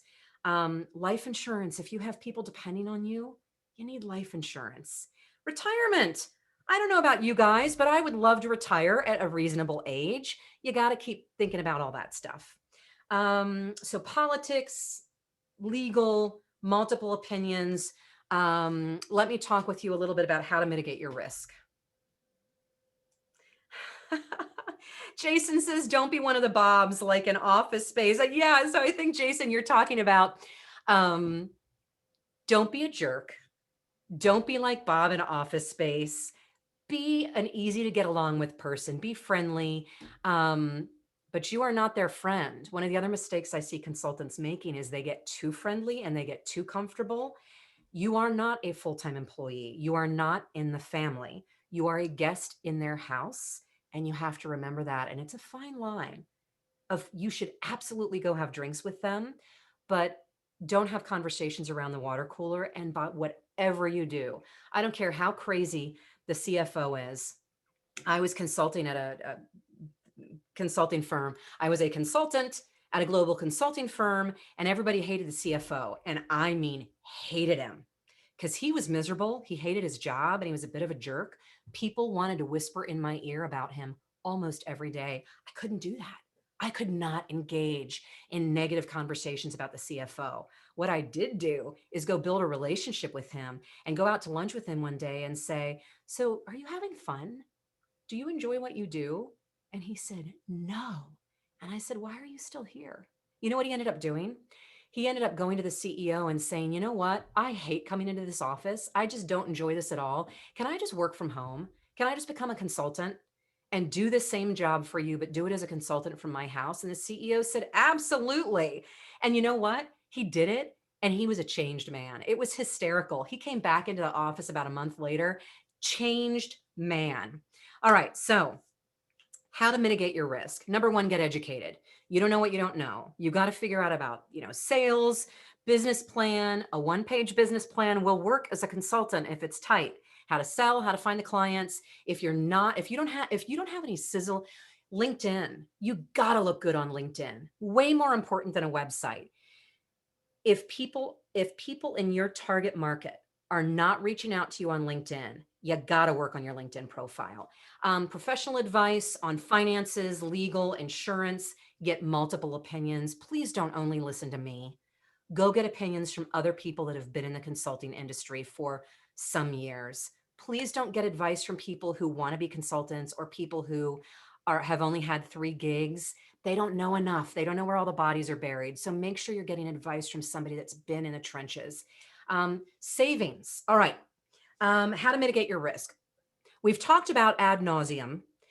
Finding clients and getting paid is one of the most important and potentially challenging things. So what do you do about that? Well, you have a choice. Number 5, you can start small with just side gigs. So some of you are going to decide that you want to go get a full-time job right now. Go get a full-time job, doing what you do really well, start paying off debt, putting some money in savings, research. Maybe you'll join me in my coaching program and learn how to build a business as a consultant while you continue to do full-time. Put your business plan together, beef up your LinkedIn profile, start posting on LinkedIn, build up reputation, blah, blah, blah, and maybe pick up a side gig or 2. Go to a friend of yours that runs a nonprofit, offer to do a website for them. Go to a friend of yours who's got a multinational company and offer to do an audit on their financial systems. Lots of different things you can do. You can pick up one project, a side gig. I call that starting small, starting safe. The second way you can get started to mitigate your risk, and I've already said it, is to go through a staffing or consulting firm. I won't say more about that. If you have specific questions about staffing and consulting firms, great, but I've already said why it can be a great way for you to mitigate your risk. More feet on the street. They have liability insurance. They do the contracts. They take care of collections. It can be a wonderful way to launch and you might love it so much, you might end up staying with them. All right, so let's chat now. Now, why do you want to be a consultant? William is agreeing with me about, I didn't say it out loud, but cash in the bank.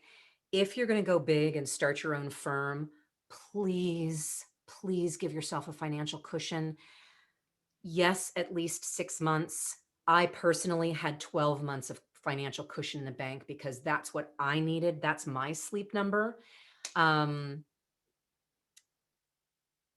You can do it with 6 months. What's important, if you're job hunting, for those of you that are a little freaked out right now, number one, I'm sorry. Number two, I promise you, you can make it. Every single one of you can be very successful as a freelancer and a consultant. If you want it and you're willing to do the work and identify your blind spots and do something about it, you can absolutely be wildly successful, but you have to want it. If you're not sure you want it, then why not, you're already job hunting. Why not continue to job hunt and simply say to people, you know what, I'm open to contract and full-time. And you might start kicking up some opportunities, and you can just take a project and see if you like it. That's actually very low risk. If you take a project, it's a 6-month gig, a 9-month gig, and you decide you don't really like it and you want to be a full-time employee, no harm, no foul. All of the energy that you've been putting into your job search is going to continue to bring you full-time opportunities, and you can go back to full-time. So it's really low risk for you to go try it on for size. And in the beginning, Daniel says dabble in several different areas and companies and applications. Yes. Jerry agrees about paying off debt as soon as possible and a good emergency fund. Now, listen, I paid off all my debt when I was 43 years old, and unbelievable feeling. I also drink Folgers at home. I make my own coffee. I don't go to, I'm really good with my money, you guys. And I drive, and if I have like an 8-year-old car, I call it my early retirement plan. That's how I like to live. But it enabled me to buy a cabin on a lake for cash because I'm tight-fisted in every other area. That's my sleep number. That doesn't mean you can't start your own business and become a consultant if you have a mortgage. You can. What matters is that you have enough money to pay your bills and protect your family for at least 6 months. Good debt versus bad debt. I'm not a financial advisor, but you get what we're talking about here. Multiple revenue streams. Oh, Daryl, one of my favorite questions. Things is, how do you work multiple projects to do that? Okay. Multiple revenue streams basically means you either do one thing for multiple clients. So Jerry, what do you do for a living? Let me play a little bit with your area of expertise and talk about different things you could do to make money. Jerry's close to being debt-free, getting rid of that mortgage. Amen. Interest rates are low right now. This is a great time for all of you to consider renegotiating your mortgage. So Jerry, what do you do for a living? What do you want to do for a living? Let's focus on anybody else. Let me help you guys. Okay, Jeff? I can speak. I was going to type it, but that takes too long. Yeah. What do you want to do? I work in IT, and I still are talking about young people not knowing what they want to do. Well, I'm sort of that person too, but I do sort of like reporting analyst, consultant, developer, a little bit of everything. Sometimes that's hard to find because I seem to have niche abilities that they're not always in demand. Absolutely. So Jerry, tell me about one of your favorite projects in the last few years. Like you had so much fun doing this thing. What was that? Ooh. Maybe fun is a big word if you haven't really enjoyed your work. I'm sorry to hear that. Well, no, fun probably isn't the right word. I mean, my last gig, which unfortunately ended last year, well, I think that ended for a lot of people, was challenging, but it started off as, okay, you need to take over these legacy projects. And then I found out, oh, yeah, we're gonna end this, or we're gonna migrate this, and we're gonna shut down this project. So, Okay, so what was the legacy project you took over? I'm going to try it and dig was in here. I need to get that 30,000 foot view. So what was the project you took over and what well, did it do for? it was multiple. I mean, it was they had an ETL project which basically took oh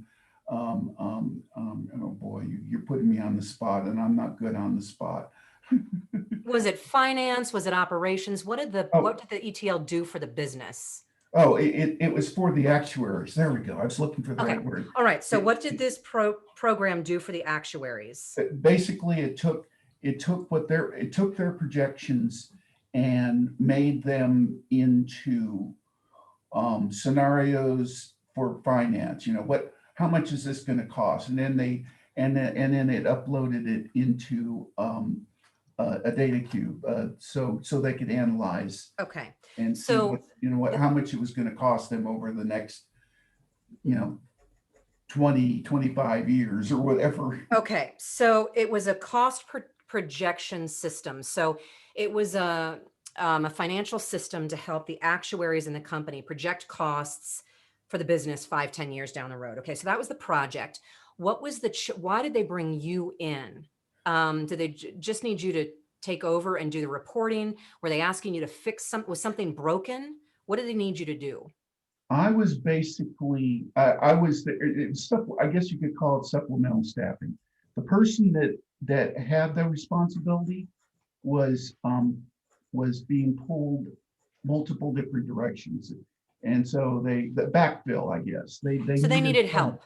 Yes, they need the help, and that is what a lot of my contracts have been. I've only done W-2 contracts, but a lot of my contracts have been they needed help. And I provided the help. Run a couple of job titles by me. I'm watching the time here. What are a couple of job title? They brought you in to do this. They brought me in to do that. Well, I think I saw one description, what they call me, financial application reporting developer. Which I think they ended up making everyone a software engineer, which doesn't tell you a darn thing about okay, software platform. What software platforms are you really good at? Whatever they throw at me. What are your favorites? What I've been doing a lot in the last few years has to do with the Office packages like Excel or Access and VBA. A lot of people go, "What's VBA?" Okay. All right. So I'm sensitive to time here. I know a lot of people have questions. So Jerry, I call this armchair coaching, and it's very dangerous. I know this much about you, and I know you have this much to offer. Based on what I've learned about you so far, if I were to talk to you about multiple income streams, you could pick up 2 different clients, 20 hours a week at this one, 10 hours a week at this one. They could basically say, hey, we need you part-time to come in and be our Microsoft Excel dude who will build and design and build and manage all of our reporting around our financials. You could do that for a smaller mid-sized company, 2 hours a week. That would be one retained income stream. You could do that for several small businesses. That is one way to get multiple income streams. Now I'm going to go bigger than just you, Jerry. I have multiple income streams. I am a speaker. So I get paid very well to do conferences and community events and do corporate training. So I'm a speaker and I love it. That's one income stream for me. I build online courses, which we sell direct to consumer. For job seekers and consultants. That is a second income stream. We built it. Now it's out there. It sells itself in the night and I love it. Call it mailbox dollars, and people can buy it and do it on their own. The third thing we do is I do group coaching. So I've got a 6-week coaching program. Consultants get all 4 of my online courses that they can access on demand. And then I take them through my 6-week live coaching, group coaching program. That's a third revenue stream. I have a fourth revenue stream. We take our online courses for job seekers and consultants and we lease them. We license them to outplacement firms and workforce centers who use our online course. Their counselors use our online courses. So Why am I telling you about my business? Because I'm one person and I have managed to take my expertise in recruiting and consulting and turn them into speaking, online courses, group coaching, and licensing, white labeling my online courses for other companies. Once you figure out what do you love to do, what are you good at doing, what's that thing you want to do, and you're ready to go all in on it, you can start dreaming about and thinking about repeatable, I call mailbox dollars. You know, how can you bundle that, put it in a box, resell it, or get so good at it, like Michael, I hope your name is Michael, the friendly CPA. You can get so good, you could build a little audit. Let's say you love working with manufacturing firms. You could say, I go in to small and mid-sized manufacturing firms and I do an audit of their financial house. It's a 30-day audit. I call it, you know, get your house in order. Hire me to come in and do a 30-day audit. And then I'll give you recommendations on how to save money and make money and blah, blah, blah. You can choose to hire me for phase 2, or you can just take that audit and run with it. That could be something that you can sell over and over and over again. And that 30-day audit, you can get so good at that, you can actually probably do that in 10 hours a week. You could have 3 different clients that you're doing that for simultaneously. So multiple income streams means multiple clients, multiple income streams. You are not dedicated to one client 40 hours a week. So I hope that helps. Let me pick up some other questions here. Oh, great question. Rocky, good morning. What's the difference between W-2 and 1099?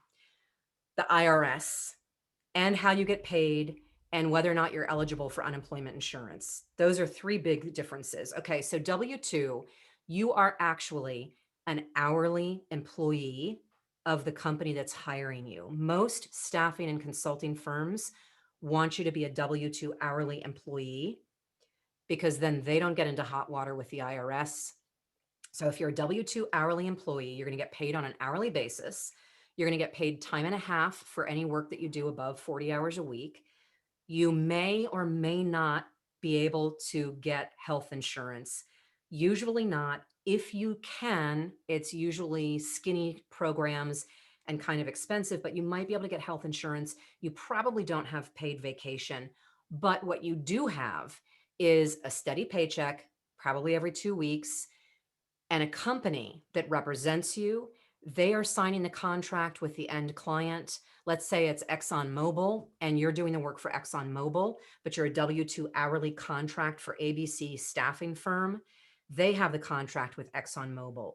They charge ExxonMobil and then pay you. The staffing firm carries the liability insurance and all of those things. You get your paycheck every 2 months. The staffing firm withholds taxes for you, and it looks and feels a lot like a full-time salaried job. 1099 is, I started my own business, Arbez Inc. I am chief stripe changer. It is my baby. I find my clients. I negotiate contracts. I sign 1099 employee B2B, business to business, master service agreements and contracts. They are paying me. I chose to start an S Corp. You'll probably have an LLC. I am doing business directly with companies. I am signing contracts. I am sending invoices.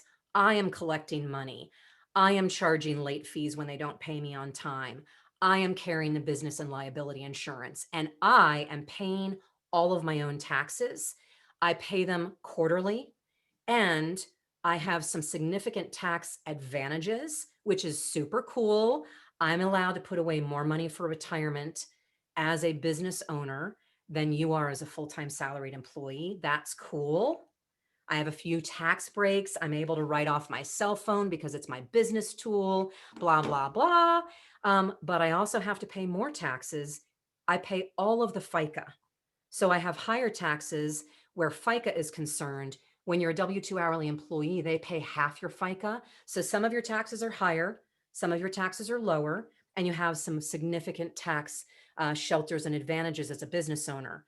But the most important difference is you have to pay your own taxes, and the IRS doesn't care if you didn't put any money in the bank to pay your taxes. You're gonna have to pay taxes, and they're gonna come after you for it. I had an attorney come to me in tears because he didn't put any money away for taxes. He owed 25 grand and the IRS was threatening to take away his law degree. And I said, dude, why didn't you put any money? Oh, I forgot. Okay, so that's the difference. Those are some of the big differences between W-2 and 1099. If you want to know more about W-2 and 1099, if you go on my wait list and join my coaching program, I have a whole section on W-2 versus 1099, but you can actually just go to the Small Business Association or the IRS.gov and get information about W-2 versus 1099. The IRS has an actual test, a series of questions that help you understand, should I be a W-2 hourly or am I an independent 1099? So I know this is a lot of information coming at you guys. You don't have to understand all of this. You don't have to remember it all. There are tremendous resources out there for you. The Small Business Association is interested in you being successful. The IRS doesn't want to have to come after you and penalize you. They actually want to help you pay your taxes correctly. So lots of places you can go. I'm sure there are local nonprofits that can help you start your business in your own backyard. William, oh, another big difference. Absolutely. As I outlined for you the differences between a W-2 hourly employee and a 1099, in order to get all of those benefits of billing through a firm, you're going to have to give up some of your profits. So let's talk about markup.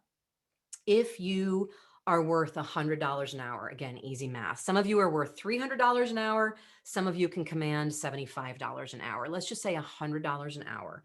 If you are worth $100 an hour, companies are paying $100 an hour for people with your skills right now.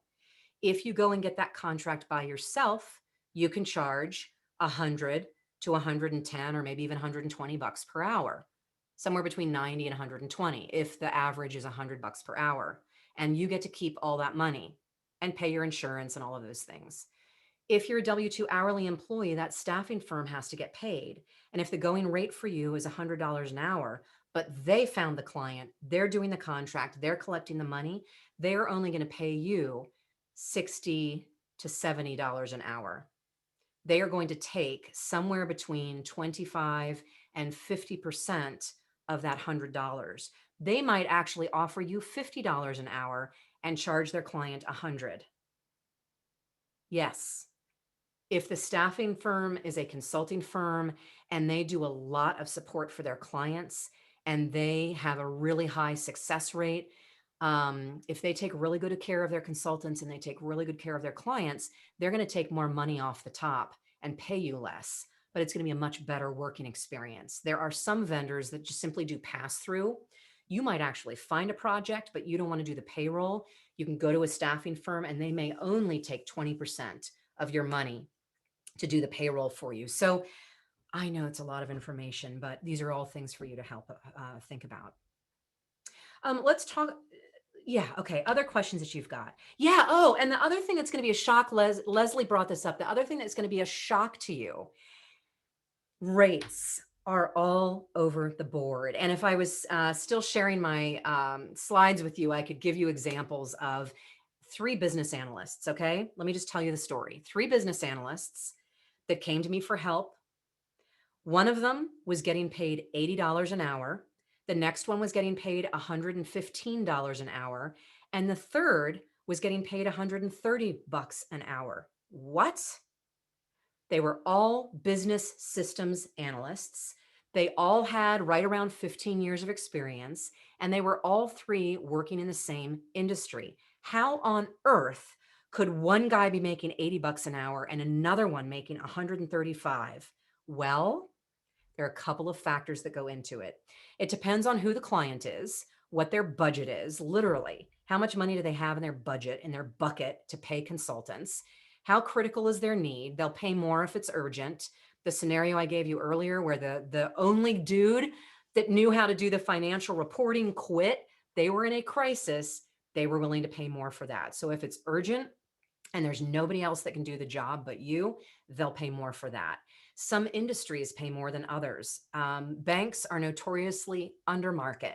They're really good with money. They pinch pennies. They typically don't pay consultants as well as health insurance companies and med device and software companies. That is stereotyping. I've seen it over and over again over the years, but you might find a bank that is paying you above market or at the top of market because the need is urgent. You've got something special and they need you right away. So budget, industry, company, and then it comes down to negotiation skills on both sides of the table. If you're willing to get educated on what's possible and find out, oh my gosh, some business systems analysts are making as much as 130 bucks an hour. I want to make that much money. Get educated, learn how to negotiate more effectively, differentiate yourself so that when you're talking to clients, they know why you're worth more, because that's the question. If they can get somebody for $80 an hour, why on earth would they pay somebody 130? I came up against this when I jumped out on my own. I'll tell you the story because it's really eye-opening for you. My buddy called me and said, hey, he used to report to me. He was one of my recruiters. This was 10 years later. And he said, this company's recruiting group is a nightmare. They want to bring somebody in. I would like them to bring you in because I trust you and you're not going to ruin my life. Will you please meet with the CEO? So I did. So I thought that sounds like fun. So Jake introduced me to the CEO and I went in and I interviewed with the CEO. Obviously, I had an advantage because I was coming in by referral from the #1 recruiter in the country, referred me in. But in the middle of my meeting with this CEO, he said, well, Jake loves you. I like you. Seems like you can do what I need you to, but let me show you who your competition is. This consultant, you want 150 bucks an hour. This consultant only wants 120 bucks an hour. And this consultant only wants 90 bucks an hour. So you can imagine my pickle. Why should I pay you 20 or 60 bucks more per hour than these other two people? Well, my stomach dropped out of my body and I looked at him and tried not to throw up or cry. And I laughed a little and said, oh, well, I don't know. Let me take a look. And I looked at the one resume and I looked at the other resume and I said, well, if you need somebody to come in and strictly do compensation planning, you should charge her.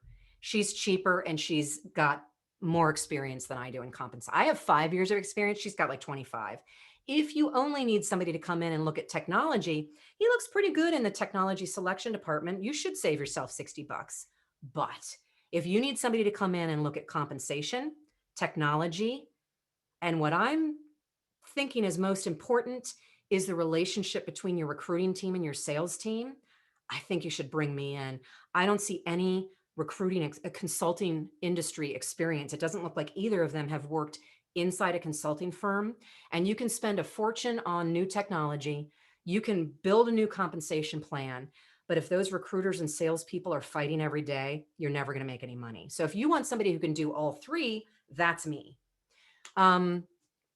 I was clear about what I love to do, what I wanted to do. I asked really good questions during the hiring process. I had an inside coach and I took a deep breath. And because I'd done my research, I was brave enough to go in there. So I could talk about money and consulting for 50 years, but Jeff has given me the sign. It is time for me to say, boom, thank you.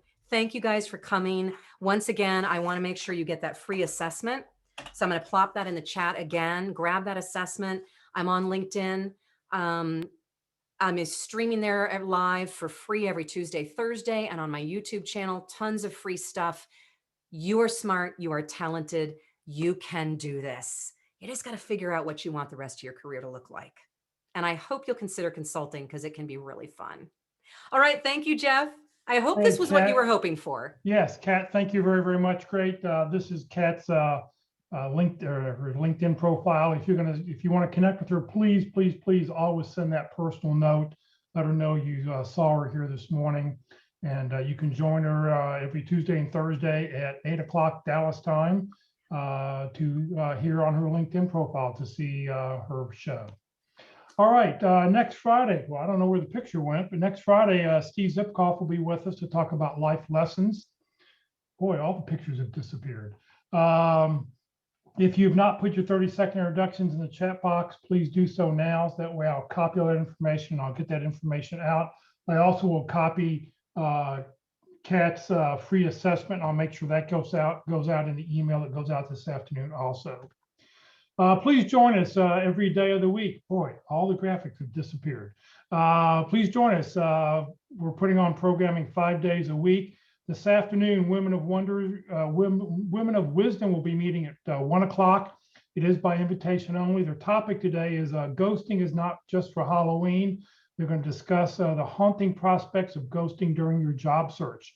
So it is by invitation only because they're trying to keep it down to 20, 25 people because they do a lot of interactive discussions and they don't want it to, be too overwhelming. Next Monday for Networking Mondays, Power Networking, how to create a network in just 5 days with Jack Bick will be our speaker. On Tuesday, our LinkedIn Tuesday profile will be LinkedIn from a recruiter's eye. Kurt Vondermatter is a retained executive recruiter. He spends around $15,000 a year with LinkedIn. He pays for the recruiting package. So if you want to see what that looks like from the back end, he will be showing us that. Next Wednesday, as we've mentioned a couple of times, behavioral interviewing with Paul Walsh. And the next Thursday, we'll be doing our effective resume session with resume tips and tricks and an opportunity to win an unlimited use of jobscan.co for a month. So this session has been recorded. It will be on the Career FW Facebook page and the Career USA YouTube channel. Please follow and please like us. Boy, everything has gone away. Well, this is just so weird today. That would be what the YouTube channel looks like. Well, everything's gone. All right, well, let me just say this. Thank you very much for joining us today. Have a great weekend. And we'll, Kat, thank you once again, and we'll see you all next week. Thanks.